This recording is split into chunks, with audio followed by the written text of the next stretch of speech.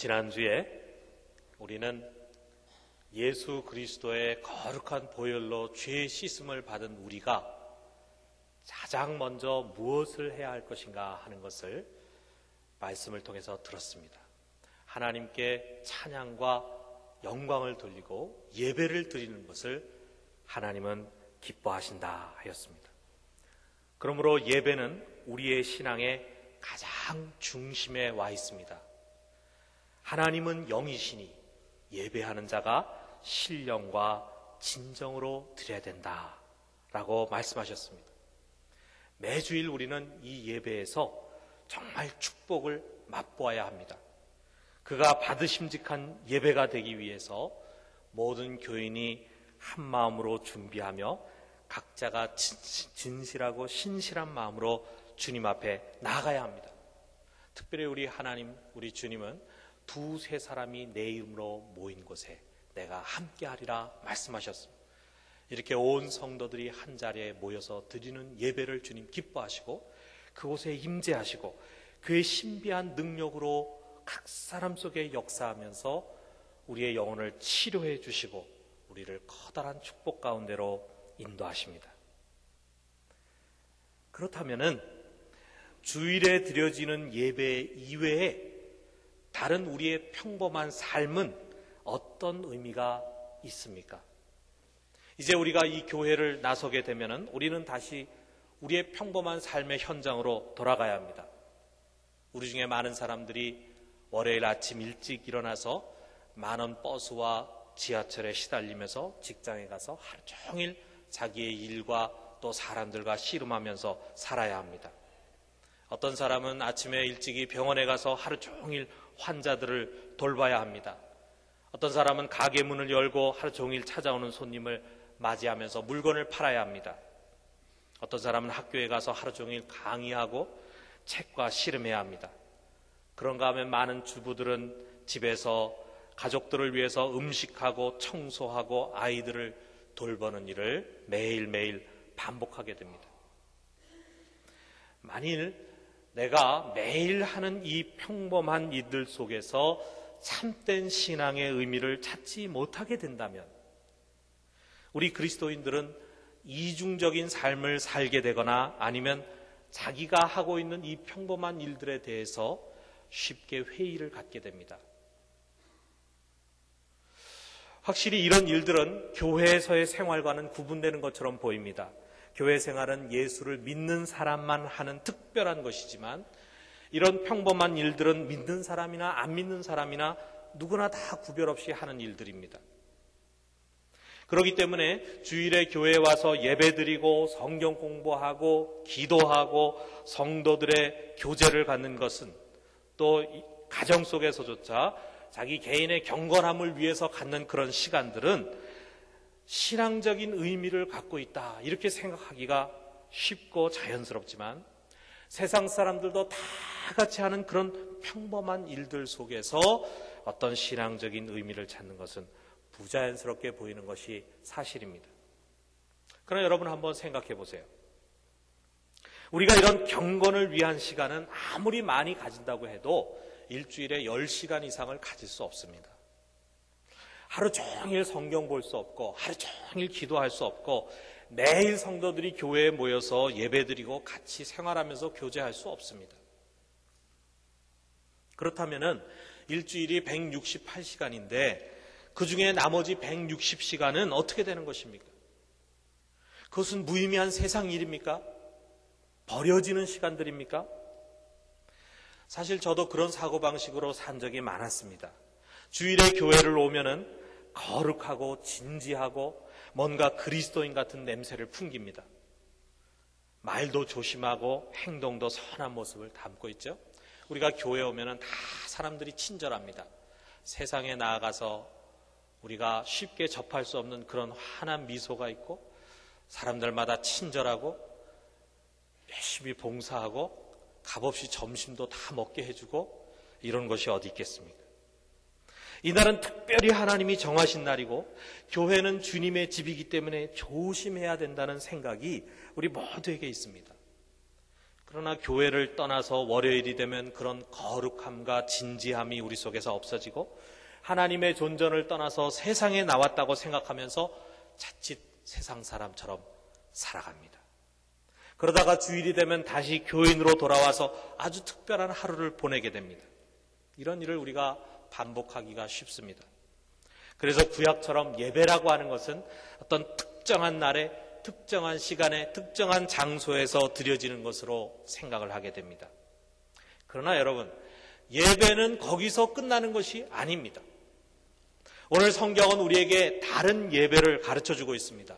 어떻게 보면 다른 예배라고 하기보다는 우리가 흔히 생각하는 예배의 의미를 훨씬 더 넓게 확장해서 우리에게 설명해주고 있습니다. 우리가 아까 읽은 성경의 1절의 마지막을 보니까 이는 너희의 드릴 영적 예배니라 이렇게 말씀하고 있습니다.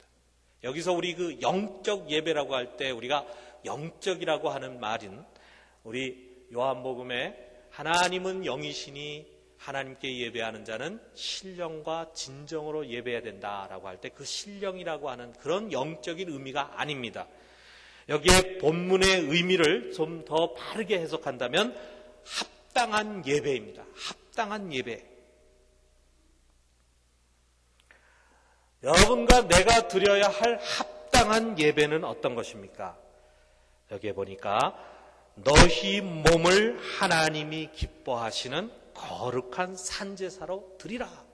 이는 너희의 드릴 합당한 예배다. 그랬습니다.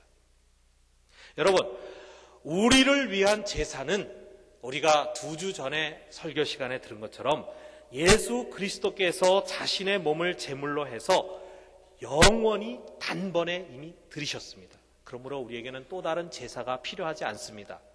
그렇다면 여기에 이 산제사는 무엇입니까?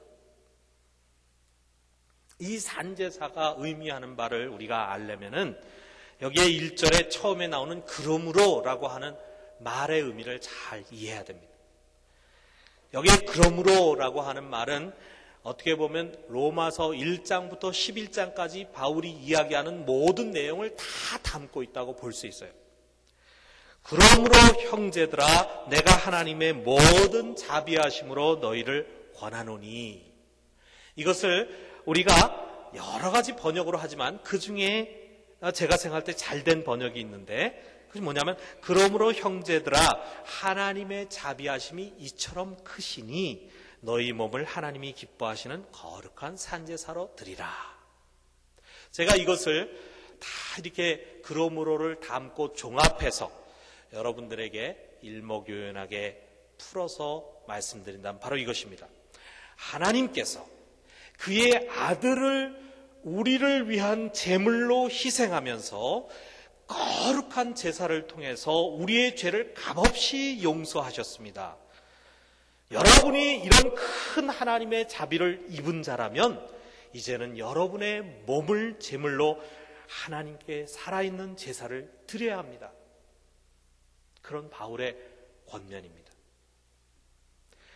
그리스도의 희생을 입은 여러분이요, 이제는 여러분을 하나님께 헌신하십시오. 무엇을 우리가 드려서 그 하나님의 은혜에 헌신을 합니까?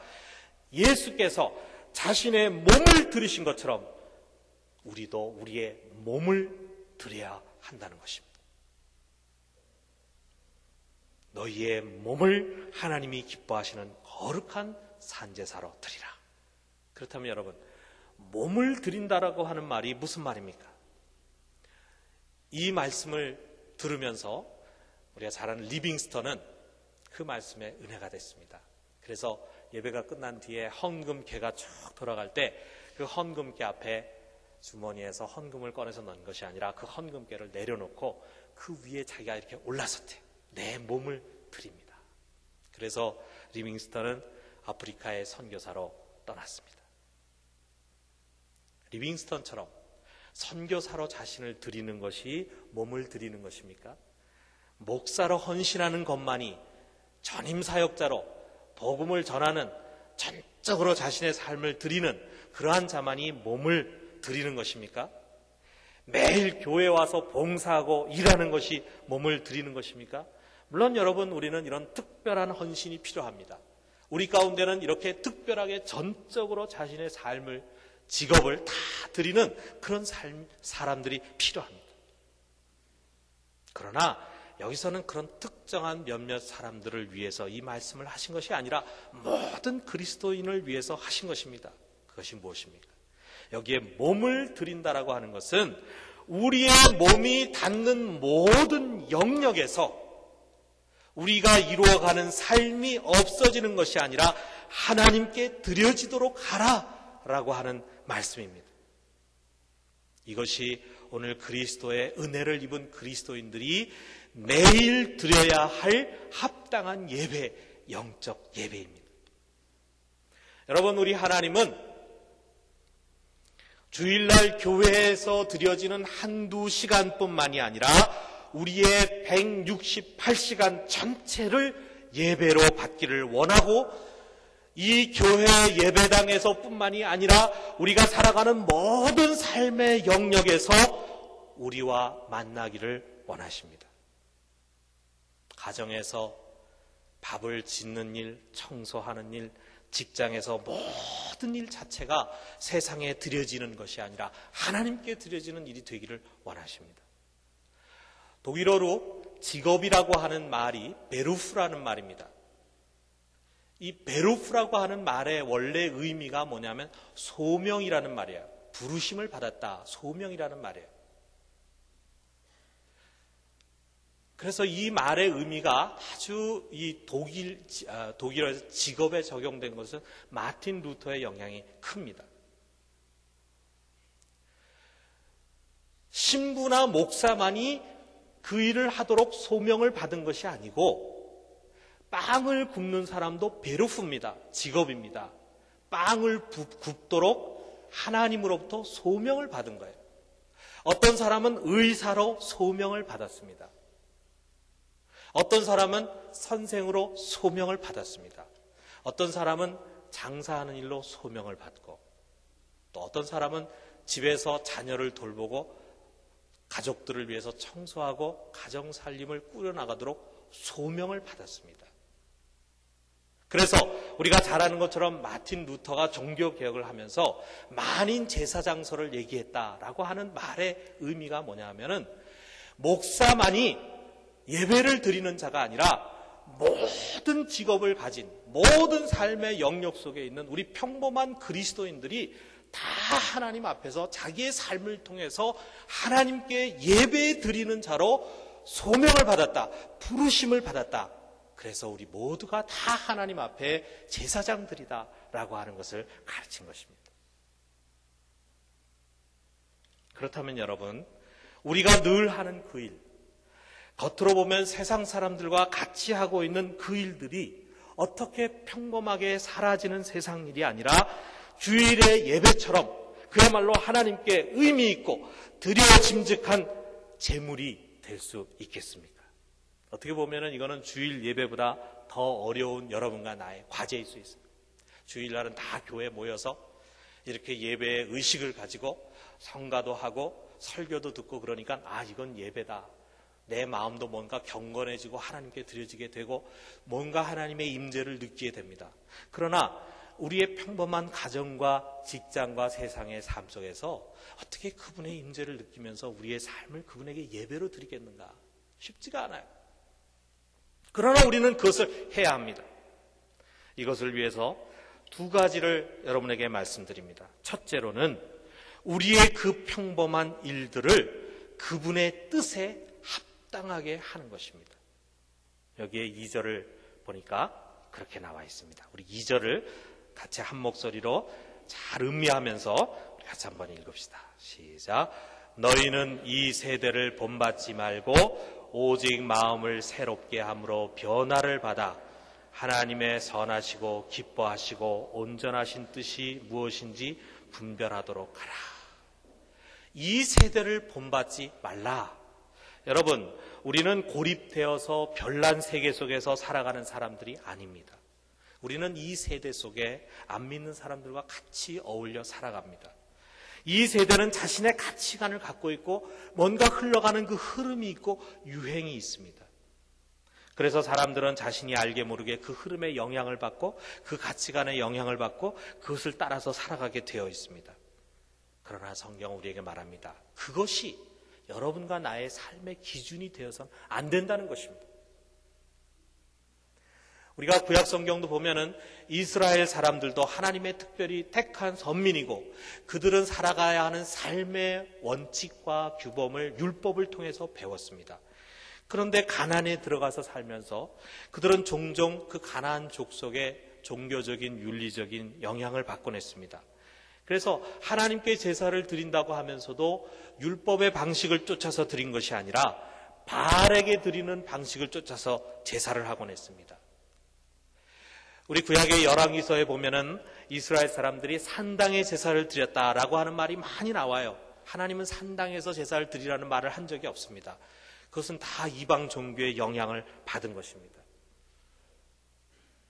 하나님은 이런 제사를 받지 않으신다고 했어요. 우리도 세상을 살면서 이 세상을 살아가는 방식이 아무 생각 없이 그저 세상 사람들이 권하고 세상 사람들이 가고 세상 사람들이 쫓아가는 방식을 따라서 살아갈 수 있습니다. 예를 들어서 우리가 아까 제가 베르프 직업이라고 하는 것이 하나님이 우리에게 주신 소명이라고 했는데 여러분 우리 중에 대부분 사람들이 직업을 갖고 살아갑니다. 하나님이 주신 거죠. 그러나 우리가 이런 생각을 한번 해보세요. 만약 어떤 사람이 청소년을 탈선시키고 인터넷을 통해서나 이렇게 해서 청소년을 탈선시키고 성적인 타락을 조장하고 가정을 파괴하는 일을 조장하는 것을 직업으로 갖고 있다면 그 하나님이 주신 직업이라고 우리가 말할 수 있겠습니까? 그거 하나님의 일을 하고 있다고 우리가 말할 수 있겠어요? 분명히 이 세상에는 우리가 취해서는 안 되는 직업이 있을 거예요. 그런데 여러분 또 이런 걸 한번 생각해 봐요. 어떤 사람이 김치 공장을 우리 교인 중에 누가 김치 공장을 하는 사람이 있다고 한번 생각해 봅시다. 진짜 혹시 있는지 모르겠어요. 근데 여러분 전 잘 모릅니다. 김치 공장 하는 분이 있는지. 그런데 김치 공장을 해서 김치를 정성껏 만들어서 파는 분이 있다고 한번 생각해 봅시다. 좋은 일 아닙니까?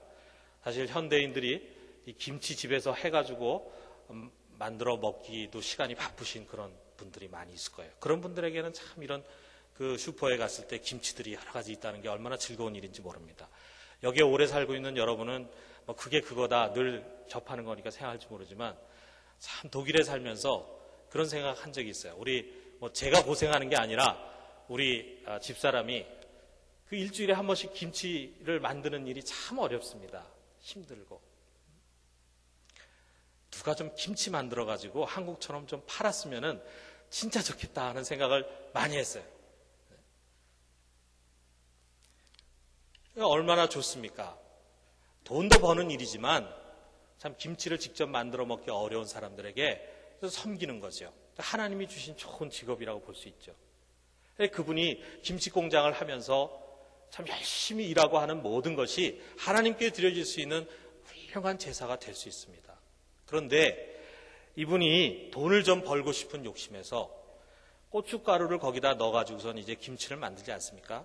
그런데 고춧가루가 빨간 고춧가루 색깔이 나면은 더 잘 팔릴 테니까 시중에 이 돌아다니는 고춧가루 중에는 빨간 물을 들인 고춧가루가 있단 말이에요. 더 싼 가격에 살 수 있어요. 원가도 절약이 되지만 빨갛게 물들인 김치를 보면 사람들이 더 맛있어 보이니까 그걸 더 사게 된단 말이에요. 더 많이 팔 수 있어요. 돈을 더 많이 벌 수 있습니다. 그래가지고 그 물들인 고춧가루를 대량으로 사와가지고 그 물을 들인 고춧가루에는 그야말로 사람의 몸에 유해한 색소들이 들어있고 그것이 암을 유발하는 것이 있다고 제가 전에 신문에서 봤습니다. 그런 고춧가루들이 우리 시중에 돌고 있단 말이에요. 그런데 그건 줄 뻔히 알면서 그걸 해가지고 김치를 만들어서 판다고 한번 생각해 보십시오. 그게 그 직업이 하나님이 그 사람에게 그 일을 하도록 부르셨는데 과연 그런 방식으로 김치를 만드는 그 일이 하나님께 드려지는 예배가 되고 제사가 될 수 있겠습니까? 돈 버는데 수단 방법 가리지 않고 하는 그 일이 정말 하나님께 드려지는 아름다운 향기로운 제물이 될 수 있겠냔 말이에요.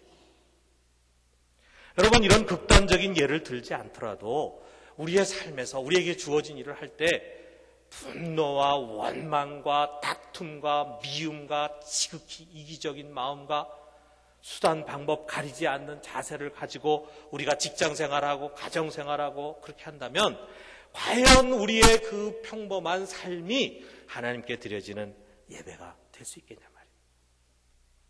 여러분, 우리의 평범한 일들이 하나님께 드려지는 산제사가 되기 위해서는 그것이 하나님의 뜻에 합당한 것이 돼야 합니다. 세상의 요즘 유행이 무엇인가? 세상 사람들의 요즘 경향이 어떤 것인가? 세상 사람들이 잘 살기 위해서 살아가는 삶의 방식이 어떤 것인가에 귀를 기울이기 이전에 하나님의 선하시고 기뻐하시고 온전하신 뜻이 무엇인가? 이것을 먼저 들으려고 해야 합니다. 그것이 우리의 하루하루의 순간순간의 삶을 결정짓는 것이 돼야 합니다. 우리 하나님 어떤 분입니까? 우리가 고백합니다. 하나님은 의로우신 분이십니다. 하나님은 정직하신 분이십니다. 하나님은 사람을 진정 존귀하게 여기고 사랑하는 분이십니다. 하나님은 최선을 다하시고 성실하신 분이십니다. 그렇다면 우리도 우리의 삶에서 그렇게 사는 것이 하나님의 뜻입니다. 그 외에 더 깊은 하나님의 뜻들이 이 성경 말씀 속에서 가르쳐주고 있어요. 그렇기 때문에 여러분, 우리가 우리의 살아가는 삶을 하나님께 드려지는 제사가 되게 하기 위해서, 다시 말해서 그분의 선하시고 기뻐하시고 온전하신 뜻이 무엇인가를 분별하기 위해서 우리는 하나님의 뜻을 찾는 데 관심을 가져야 합니다. 그것을 위해서 우리는 성경을 읽어야 합니다. 성경을 배워야 합니다. 기도를 함으로 그의 음성에 귀를 기울이는 자세를 가져야 합니다. 이것이 정말 하나님이 기뻐하시는 일인지 아닌지를 깊은 기도 속에서 우리가 분별할 수 있습니다. 그 배우고 깨달은 말씀을 갖고 자신의 삶에 적용하고 순종하면서 살아가는 자세가 필요합니다. 이런 영성의 훈련이 참 중요해요. 우리가 교회에서 그런 것을 성도들이 함께 모여서 같이 배우고 훈련하는 가운데 교회에서만의 삶의 의미가 주어지는 것이 아니라 그런 훈련과 변화된 모습으로 우리 세상에 나아가서 우리의 삶 자체가 하나님께 드려지도록 해야 한다는 것입니다. 우리가 이런 것을 제대로 하지 않으면 벌써 우리는 우리의 평범한 삶에 대한 진지함이 없어집니다. 그저 남이 하는 대로 다 하고 되는 대로 흘러가고 살다가 주일이 되어서야 마음을 가다듬고 교회로 찾아오게 됩니다. 하나님의 뜻이 무엇일까를 찾는 자세, 이것이야말로 우리의 평범한 삶이 그저 흘러 없어지는 허무한 것이 아니라 매일매일 하나님께 드려지는 아름다운 산제사가 되게 하는 것입니다. 둘째로는 우리가 무엇을 하든지 하나님의 영광을 위해서 사는 것입니다. 이것은 우리의 삶의 목표를 가르쳐줍니다. 교회에서의 예배에서뿐만이 아니라 평범한 우리의 일조차도 그분을 위한 것이 되는 것입니다.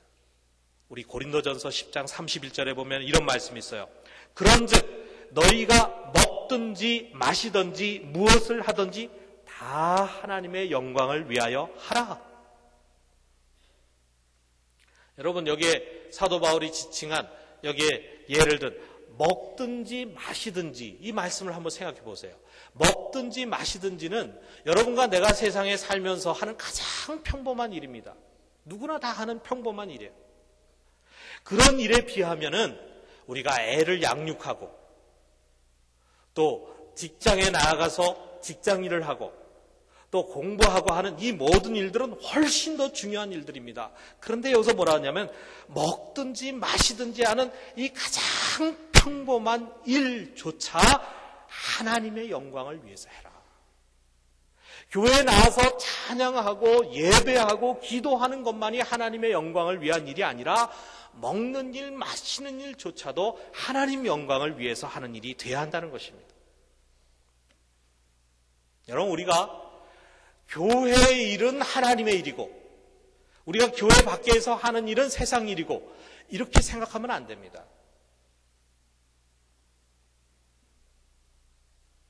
이건 너무 단순한 이분법이에요. 여러분 제 말을 잘 들어보세요. 우리가 교회 안에 와서 예배드리고 헌신하고 봉사하는 일을 하고 성도들이 함께 모여 교제하는 일을 한다고 해도 그 일이 하나님께 영광을 구하는 일이 아니면은 그거는 세상 일입니다. 우리가 잘못하면 교회 안에서도 세상적인 목적을 위해서 세상적인 방식으로 자기의 이기심을 위해서 세상 일을 할 수 있어요.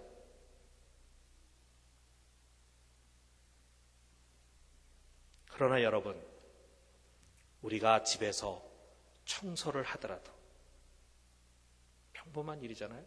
또 하루 종일 우리 여자 성도님들 새끼 밥 걱정하면서 하더라도, 모르겠어요. 요즘 외식을 많이 하니까 그럴지 모르지만 한 10년 전만 해도 그저 우리 여자 성도님들은 하루 세끼 밥 짓는 일이 제일 중요한 일이야. 아침 식사하고 돌아서서 설거지하면은 그 다음에 점심 뭐 해줘야 되나, 그 다음에 또 점심 먹고 나면은 그 다음에 저녁은 뭐 해줘야 되나, 그렇게 정성 들여서 해줘도 그저 반찬 투정하는 가족들도 다 응석 받아주면서 하면서 우리 여자 성도들이 그렇게 생각하기 쉽습니다. 내가 이게 지금 뭐 하는 건가? 내가 이 세상에 태어나서 밥순이로 하루 종일 1년 내내 평생 살다가 이렇게 가는 건가? 자기 삶의 의미를 발견하지 못해요. 그러다가 내가 세상 일 하면서 세상 일 하다가 주님 앞에 서면 뭐라고 말해야 되나? 이런 일 다 집어치우고 나도 전도사가 되자 해가지고 신학교에 가는 사람도 있을지 모르겠어요.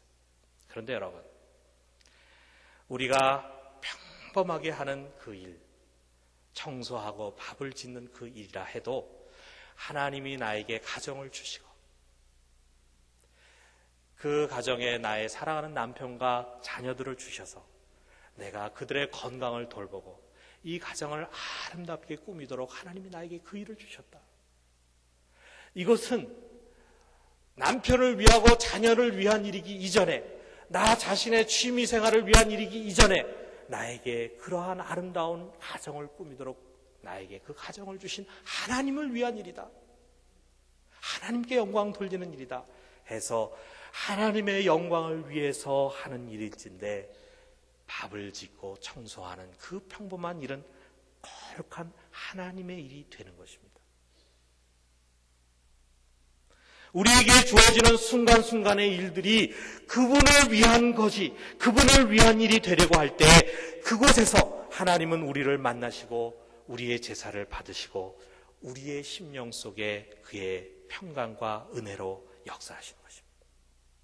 이런 신비는 주일 예배에서만 맛보는 것이 아니라 우리의 모든 평범한 삶의 순간에서 맛볼 수 있고 맛보아야 하는 것입니다. 주일은 거룩해 보이고 평일에는 속돼 보이는 그런 그리스도인들이 아니라 매일 삶의 현장에서 자신의 삶을 진지하게 하나님과 관계를 맺으려고 하고 하나님의 뜻을 찾고 하나님께 드려지려고 하는 그런 것이 되게 하려고 하는 그리스도인, 이것이 여러분과 내가 추구하는 진실한 예배자의 모습입니다. 고든 맥도날드 목사님이라고 하는 분이 쓴 글이 있는데 그 중에 자기 아내에 대한 이야기가 있습니다. 그 맥도날드 목사님의 아내 이름이 게일인데, 이 게일이라고 하는 사모님은 거의 일주일에 한 번 꼭 가는 세탁소가 있습니다. 그 세탁소 이외에 다른 데는 절대 가지 않아요. 꼭 그 세탁소만 갑니다. 그리고 자기만 가는 게 아니라 자기 주변의 사람들을 만나면은 침이 마르도록 그 세탁소를 칭찬하고 거기 가보라고 권합니다. 이 아내가 남편에게, 이 게일 맥도날드 목사님에게 그 세탁소에 대해서 이렇게 설명을 해줍니다. 처음 거기 갔을 때 뭔가 다른 것을 느꼈어요. 도시에서는 수많은 세탁업자들 사이에서 우리가 아무것도 아닌 것처럼 취급받는데 익숙해지잖아요. 그런데 그 세탁소에 들어가 보면 마치 나를 하루 종일 기다렸다는 듯이 반갑게 맞아줘요. 세탁 기계 때문에 가게 안은 참을 수 없을 정도로 뜨겁고 습기가 찬데도 불구하고 그 사람들은 항상 기분 좋은 말들만을 사용해요. 세 번째 내가 그 세탁소를 갔을 때는 주인이 내 이름을 기억하고 부르지 않겠어요? 신이 난 거죠. 어느 날 이 맥도날드 목사님의 부인인 게일이 카운터를 보는, 그 세탁소의 카운터를 보는 넬이라고 하는 여자에게 물어봤습니다. 당신은 그야말로 손님들이 여기 오고 싶어 못 베길 정도로 만드네요. 그런 명랑한 비결이 뭡니까? 그러자 그 넬이라고 하는 여자가 대답합니다. 저는 크리스찬입니다. 크리스찬이라면 고객들에게 그렇게 해야 된다고 생각해서예요. 이 아내의 이야기를 들으면서 고든 목사님이 이렇게 말했습니다. 그 세탁소를 찾는 사람들이 다 깨닫지는 못하겠지만 그들은 그리스도의 임재가 새겨진 장소에 들어가고 있는 것입니다. 빨랫감을 가지고 그곳에 갈 때 하나님의 나라의 조그마한 한 부분으로 걸어 들어가는 것이 되는 것입니다. 자신의 이 세탁소 직업을 하나님 앞에 드리려고 하는 이 멋있는 신앙인을 통해서 그 세탁소는 주님이 임재하는 거룩한 장소가 되고 그것을 찾는 자들이 알건 모르건 간에 그들은 주님의 그 임재를 맛보게 된다 이거죠. 여러분, 우리가 서 있는 그곳이 그리스도의 임재가 있는 곳이 되기를 원하지 않습니까? 여러분, 이제 예배가 끝나고 친교가 끝나고 성도들과의 모든 교회에서의 일이 끝나면 우리는 우리의 평범한 삶의 현장으로 돌아갈 것입니다. 그러면 이제 예배는 한 주 뒤에 다시 이곳에서 시작되는 것입니까? 아닙니다. 예배는 계속됩니다. 하나님께 드려져야 할 합당한 예배는, 영적 예배는 내가 있는 모든 영역에서, 가정에서나 직장에서나 세상 어느 곳에서나 내 몸을 산 제사로 드리는 것입니다. 우리는 이제 이 한 주간 동안 이 예배에 충실해야 합니다. 그러한 헌신을 주님은 원하십니다. 168시간 한 주일의 모든 삶을 하나님께 드리고 이곳에 다시 모여서 다음 주일에 다시 한번 하나님께 영광을 돌려드리는 여러분과 제가 되기를 주님의 이름으로 축원합니다. 기도합시다. 하나님 우리 아버지, 우리 주 예수 그리스도께서 자신의 몸을 아낌없이 내어주심으로 우리를 위하여 단번에 영원한 제사를 드리고 우리의 모든 죄를 깨끗이 씻어주심을 감사드립니다. 주님, 이제는 저희가 우리의 몸을 하나님 기뻐하시는 거룩한 산 제사로 드리게 하옵소서. 우리의 몸이라는 모든 삶의 영역에서 우리 하나님 앞에 우리의 삶을 드리게 하옵시고 그곳에서 주님의 임재를 맛보게 하옵시고 그곳에서 귀한 영적 예배를 드리는 자들 되게 하옵소서. 예수 그리스도의 이름으로 기도드렸습니다.